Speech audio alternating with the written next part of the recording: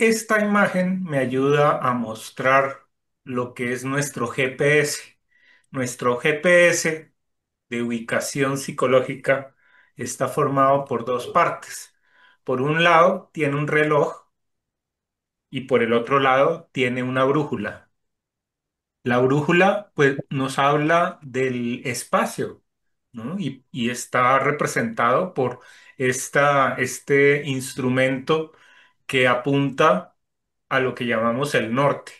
Ese norte no siempre es estático. El norte va cambiando con el tiempo y hay veces que en el planeta los polos se invierten y en el Sol también se ve que los polos se invierten cada 11 años. Luego, la polaridad y la espacialidad no es regular, ¿no? Cuando yo estoy mirando un cuadro, por ejemplo, yo puedo mirarlo de arriba a abajo, de abajo a arriba, de derecha a izquierda, de izquierda a derecha. Lo mismo nos va a pasar con las cartas del tarot, ¿no? Las vamos a poder leer de muchas maneras. El tiempo, por el otro lado, es mucho más regular y sobre todo el tiempo cronológico. El tiempo cronológico nos permite tener calendarios donde todos nos podemos sincronizar. Entonces, la unión de ese reloj con esa brújula genera este esquema que es básicamente el mismo esquema que tiene una carta astral. En una carta astral vamos a ver que hay un círculo en el que se van a ver todas las horas, ¿no? Que es como este círculo que está aquí en un sentido vertical, donde vemos las 6 de la mañana en un extremo, las 12 del día en la parte superior, al atardecer vamos a ver las 6 de la tarde y abajo las 12 de la noche. Ese ciclo se mueve en el sentido de las manecillas del reloj, porque es un reloj. Mientras que la brújula, si vemos cómo está organizada, va a incluir los signos zodiacales. Y esos signos zodiacales van girando en sentido contrario a las manecillas del reloj, ¿no? Entonces, la unión de estos dos movimientos genera la ubicación, ¿no? Entonces, esos dos sistemas, el tiempo y el espacio, al multiplicarse por dos, generan los cuatro elementos. Ya hemos visto que tanto en astrología como en el tarot e incluso en el I Ching o el calendario maya, la estructura de oposiciones de cuatro elementos es fundamental. Vamos a ver ahora cómo en el tarot están representados estos elementos de la forma más abstracta, ¿no? Porque estamos llegando ya al centro del mandala. Entonces, el primer elemento que nos va a hablar del tiempo es esta carta que conocemos como la luna. La luna, en la carta de la luna no vemos ninguna figura humana. Vemos dos perros, vemos una luna arriba que tiene una cara y abajo una langosta. Esa luna nos va a hablar más que de la luna psicológica y de la luna personal que ya vimos en la carta del carro. Nos va a hablar del movimiento de los planetas, de la regularidad de los, de la regularidad y la predictibilidad de ese movimiento de cada uno de los astros que hace que vivamos dentro de un reloj que nos condiciona y nos determina de una manera muy precisa. Vamos a asociar a esta carta un elemento de la astrología que es bien importante y que está asociado a la luna y es el nodo sur. Y en general los dos nodos, ¿no? El nodo sur y el nodo norte. El nodo sur lo interpretamos en su forma como si fuera una especie de vasija.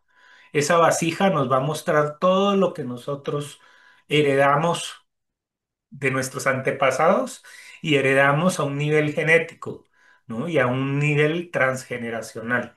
Por eso nos condiciona, ¿no? Las acciones de nuestros abuelos, de nuestros tatarabuelos y de todo nuestro árbol genealógico genera una serie de mandatos y de tareas que en esta vida vamos a tener que resolver y llevar hacia el otro punto, que es el nodo norte. El nodo norte como está relacionado con el futuro, pues no está determinado, no es fijo. Y por eso nos va a hablar de la otra polaridad, que es la de la aleatoriedad o la de el hecho de que cuando uno mira cómo todos los planetas se van interrelacionando unos con otros, vamos a ver que no ha habido en la historia, no hay y no habrá dos posiciones iguales. Es decir, cada momento es absolutamente independiente al otro. Y por eso cada persona que nace con una configuración astral, pues va a ser totalmente irrepetible. No va a haber otra persona que se parezca y no la habrá. Así haya patrones que son comunes, haya signos zodiacales que son comunes, la combinación última es irrepetible. Eso hace que haya una suerte de rueda de la fortuna, es decir, depende del nivel de conciencia el que llevemos a un lugar o a otro. Por eso se representa en esta imagen, en la imagen de la derecha, se representan dos animales, ¿no? Un animal que está subiendo y otro animal que está bajando. Y en el medio hay un grifo, un animal mitológico que va a representar esa imparcialidad o va a representar a ese observador que bien puede ver las cosas de una manera positiva o de una manera negativa. Ahí estamos de lleno viendo cuál es el propósito del alma, ¿no? El propósito del alma es elevar su nivel de conciencia y comprender todas las cosas de una manera global. El símbolo del nodo norte, que es como una puerta, va a representar ese portal a lo que viene después de la carta astral. Entonces podríamos decir que una carta astral tiene una puerta de entrada y una puerta de salida. La puerta de entrada sería el nodo sur, la puerta de salida sería el nodo norte.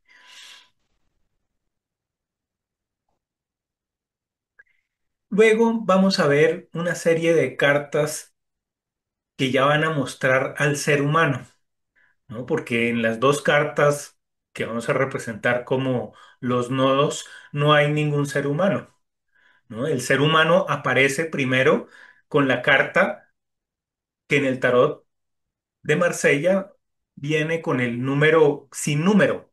Y eso es importante porque la carta sin número nos va a hablar de todas las posibilidades, ¿no? Del que está también por fuera del sistema.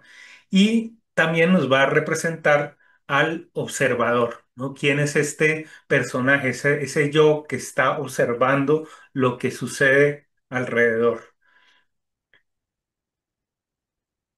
Una vez que nosotros encarnamos y tenemos un cuerpo distintivo, solo por el hecho de haber encarnado, tenemos un fin, ¿no? Vamos a terminar.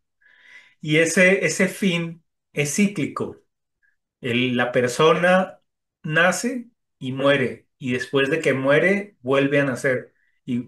¿No? Según esta idea cíclica que respalda también el tarot, ¿no? Y por eso la rueda de la fortuna es una carta tan importante, porque nos habla, por un lado, de esa circularidad relacionada también con el número 3, ¿no? Vemos que aquí en esa carta hay tres figuras, mientras que en la carta del condicionamiento hay cuatro figuras, dos perros y una luna y una langosta. Observando las imágenes de este que en el tarot de Rider White se llama el loco, pero nosotros también podríamos llamarlo el caminante o el yo, ¿no? La persona, el ser humano. Ese ser humano, veámoslo más grande, tiene dos bastones y esto es importante porque uno de los bastones conecta al caminante con el piso y el otro bastón va a conectar al caminante con un resultado. Ese resultado es el fin, ¿no? Y por eso, de alguna manera, la carta del loco prevé la conclusión del proceso. Y una vez que se concluye el proceso, si ustedes se fijan, el bastón o la hoz que tiene esta figura tiene una línea curva en la parte de abajo que nos va a representar o que nos va a ayudar a imaginar cómo el proceso pasa por la medianoche, es decir, pasa por el sector inferior para después llegar al loco y completar el círculo con la bolsa, ¿no? La bolsa nos está hablando de que una vez que llegamos al comienzo, volvemos otra vez al fin, ¿no? Entonces hay una circularidad entre las dos cartas. Eso es lo que decimos que hace parte del tiempo, ¿no? Estamos determinados por un tiempo de vida, desde que encarnamos hasta que desencarnamos. Por el otro lado, va a haber ese espacio que decimos que lo podríamos medir a través de una brújula. Y en el tarot vamos a tener dos cartas que nos van a ayudar a entender ese espacio. Primero, la vida nos habla del aire, ¿no? Vivimos como seres, como personas, nuestro tiempo desde que nacemos hasta que morimos, y en ese proceso tenemos vida. Y esa vida se va a dar en el mundo. No podemos vivir sin un mundo, ¿no? Entonces, ese mundo en el que vivimos nos da un infinito número de posibilidades. Así, mientras que el tiempo lo podemos ver como un trayecto lineal, el espacio lo vamos a ver como una multitud de oportunidades. La carta de la estrella que vemos arriba muestra a una mujer desnuda y en la parte de arriba se ve otra vez esa brújula con todas las direcciones. Abajo vamos a ver los cuatro elementos, vamos a ver cuatro figuras que están rodeando a la figura femenina que está en el centro. Bien podríamos interpretar esta carta como la imagen del paraíso terrenal, ¿no? O la imagen de un vientre femenino donde los cuatro elementos dan origen al espíritu. Como habíamos visto desde las cartas anteriores, las figuras femeninas nos hablan del espíritu, igual que el mirar hacia la izquierda, mientras que si vemos en la línea horizontal está el loco, esta persona o este caminante que está mirando hacia la derecha y el esqueleto que también pues no es francamente femenino y también está mirando hacia la derecha. Entonces hay un complemento perfecto entre todas estas cartas que podríamos resumir como cargas energéticas. Entonces a la derecha tendríamos la carga positiva, ¿no? En términos no de bueno y malo, sino de carga eléctrica, pero también tendríamos la función de lo impar o la función de lo masculino. Mientras que al otro lado tenemos esa imagen o esa carga eléctrica negativa que podemos asociar a la paridad, al hecho de que haya siempre dos cosas, ¿no? Si hay un principio, hay un fin, si hay una causa, hay una consecuencia. Y esto lo podemos representar también por la imagen de lo femenino, ¿no? Como un yin y yang. Lo curioso es que en el sistema chino los símbolos están invertidos. Para el símbolo que está en la derecha, mientras que nosotros utilizamos una cruz que está formada por dos líneas, los chinos solamente pintan una línea horizontal. Y en el signo que representa lo femenino, mientras que nosotros lo dibujamos con una sola línea horizontal, los chinos lo muestran como un par de líneas separadas, ¿no? Son dos líneas. Entonces siempre hay esa dualidad entre el uno y el dos, entre lo par y lo impar. Los chinos lo ven desde un punto de vista, en Occidente lo vemos desde el otro, pero finalmente la complementariedad es perfecta. Eso es lo que nosotros vamos a resumir en los mandalas donde mostramos las 38 esencias. Aquí lo que vamos a hacer es separar el espacio y el tiempo. Vamos a poner el espacio en el mandala de la izquierda donde vemos los arcanos mayores. Y vamos a poner el tiempo en el mandala que nos va a hablar de los arcanos menores. Ya habíamos dicho que los arcanos menores son los que nos permiten comprender los desafíos y por eso el máximo desafío es la comprensión del tiempo, mientras que el espacio es el que nos va a dar todos los potenciales. Ya en esta imagen pues vemos también en el centro del mandala de la izquierda a la rueda de la fortuna y en el mandala de la rueda de la derecha está la luna, ¿no? Es decir, el tiempo nos condiciona mientras que los potenciales nos liberan. Ese es el equilibrio tridimensional en el que vivimos porque no es que sean dos polaridades totalmente opuestas, contradictorias y que están en lucha. No es como la visión en la que se ve que el bien y el mal están en total, están siempre enfrentados, sino más bien se va a ver como una sola realidad que nosotros interpretamos ya sea como buena o como mala, ¿no? ¿Preguntas hasta ahí?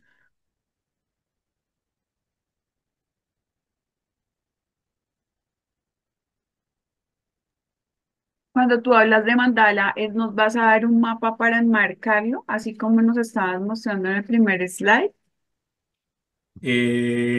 Pues va dentro del manual que les voy a dar, están las imágenes que ustedes pueden imprimir.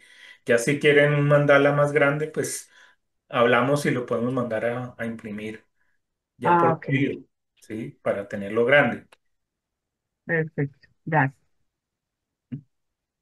Entonces empecemos a mirar estas últimas 6 cartas, porque son 6 las últimas cartas.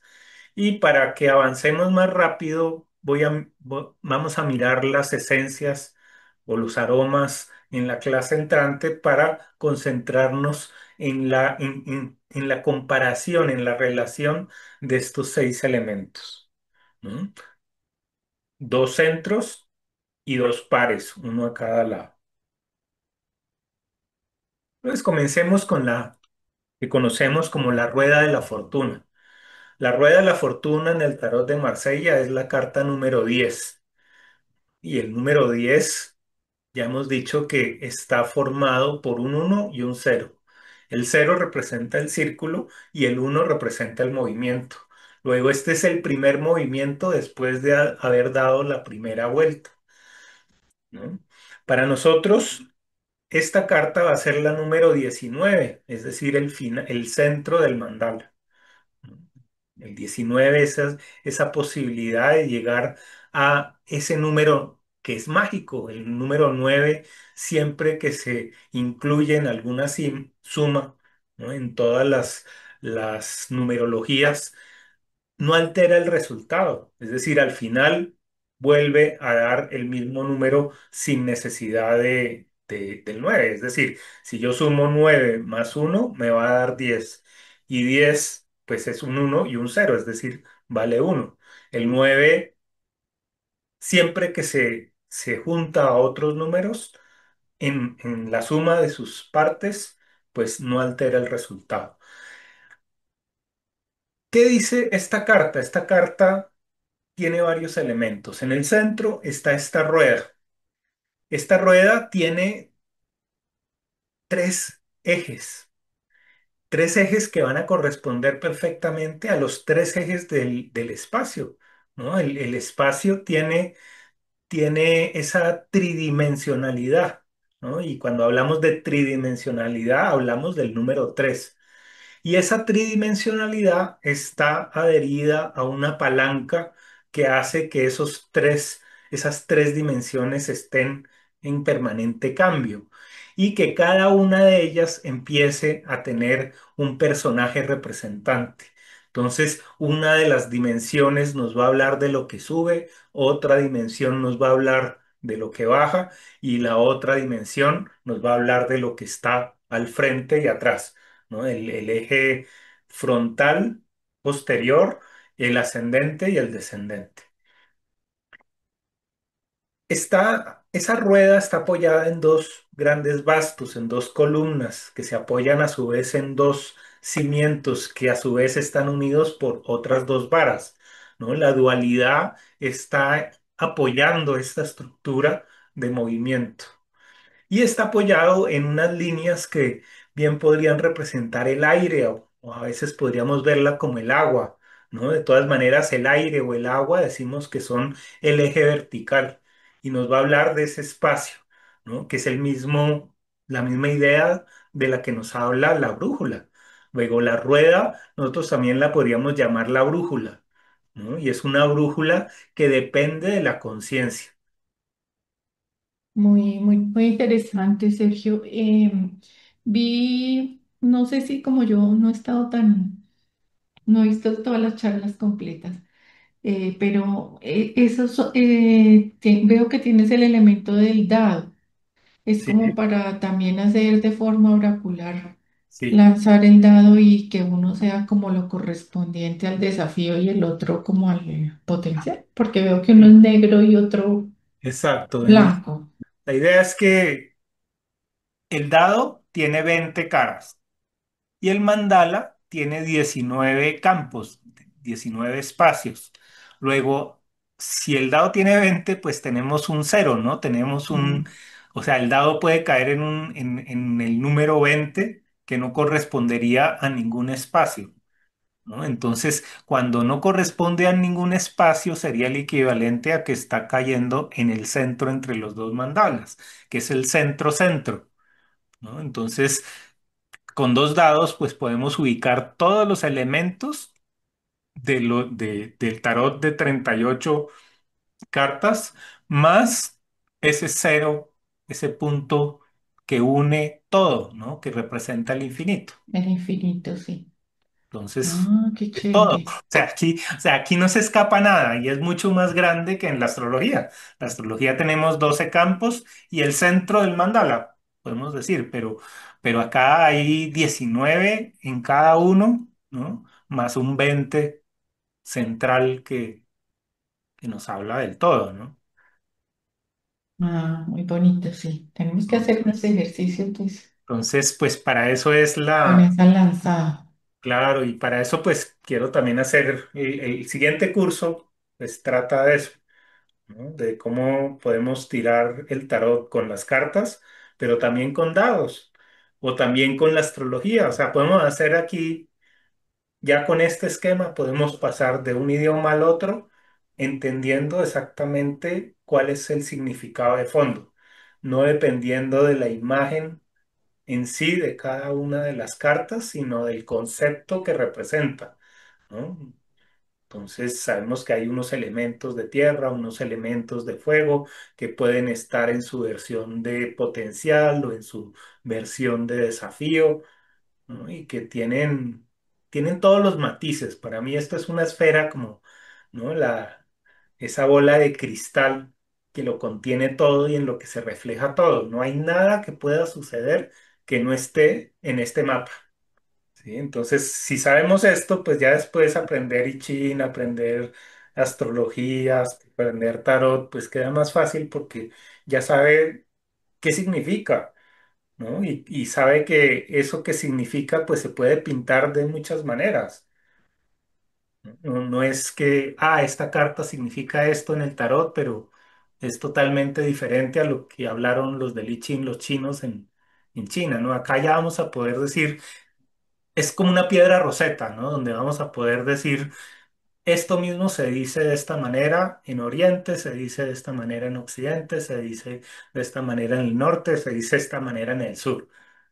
Entonces, Sergio, buenas dime, noches. bueno, Cuando hablaste de la Rosa Cruz, ¿a cuál carta hiciste referencia? Es que justamente en ese a la momento. luna, a la rosa, Ah, esta sería la rosa. O sea, si ya ah, hiciéramos una imagen con las esencias, con las plantas pintadas, en el mm, centro del mandala de los desafíos habría una rosa.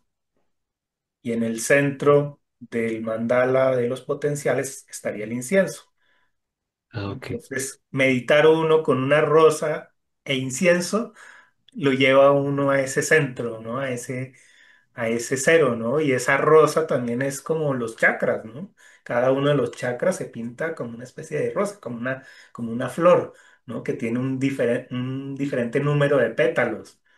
Entonces uno lo que hace es ir abriendo cada uno de esos pétalos a medida que va respirando, ¿no? Y ese es el proceso de meditación, de despertar de la conciencia. Está muy bellamente representado en este simbolismo. También la idea que es importante acá es que hay una jerarquía en las cartas. Entonces, las cartas que representan los 12 signos zodiacales, pues tienen un nivel básico.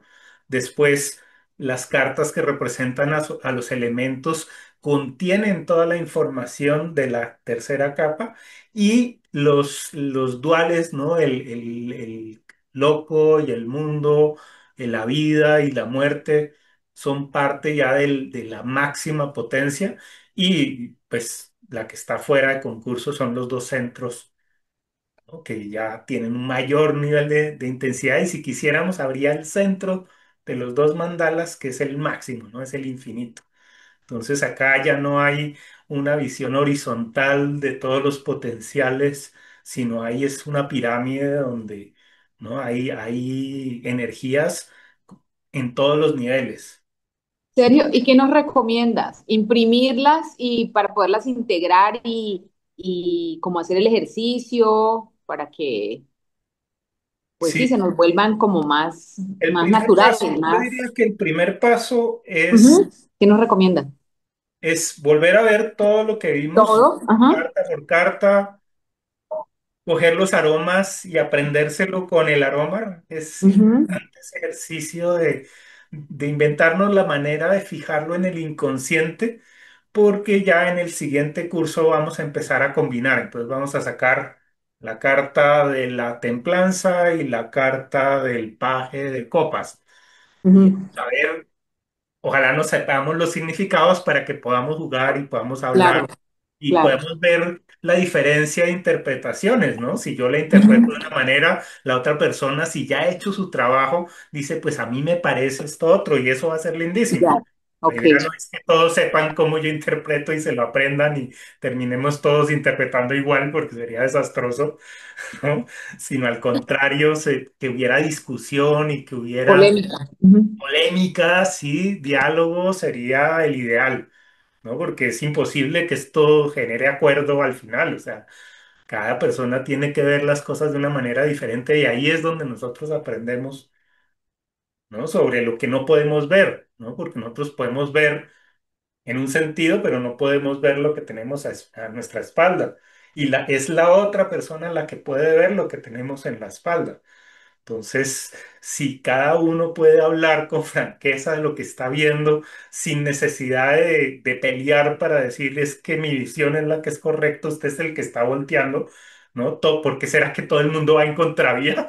¿No? Dice el que cree que el sentido en el que va es el único posible, ¿no? Sino que hay dos sentidos y que, claro, no va a ser fácil integrar los dos porque en muchos momentos va a haber posiciones contradictorias, pero es que así es, ¿no? El universo. Entonces, de eso se trata ya el siguiente paso. Entonces, yo sí diría que primero es aprenderse esos arquetipos, aprenderse esos signos zodiacales, primero independientes, ¿no? Después empezarlos a unir. Entonces dice uno, los tres signos de fuego se parecen en algo, pero también se diferencian en algo. Y ese es un sistema también de pensamiento para todo. Todo se diferencia desde cierto punto de vista, pero también es lo mismo desde otro. Entonces, los tres signos de tierra, por ejemplo, uno representa la tierra personal, el otro la tierra social y el otro la tierra universal, pero todos son tierra. Entonces, hay un acuerdo en que son tierra, pero hay una diferencia en que hay niveles, ¿no? Entonces, en todo hay esos, ¿no? Si yo veo solo el Papa que representa la Tierra, sé que debe haber un emperador en alguna parte, no puede existir un Papa solo, ¿no? Entonces, esa visión de que hay algo que existe y que no veo es fundamental para uno no quedarse parcializado en uno de los dos polos. ¿no? Si yo saco tirando las cartas del tarot del Papa, de alguna manera tengo que sentir que detrás de ese Papa, aunque no lo vea, hay un emperador. Y lo mismo al revés. Si me sale la estrella, tengo que saber que viene la muerte, ¿no? Y que si me sale la muerte, detrás está la estrella.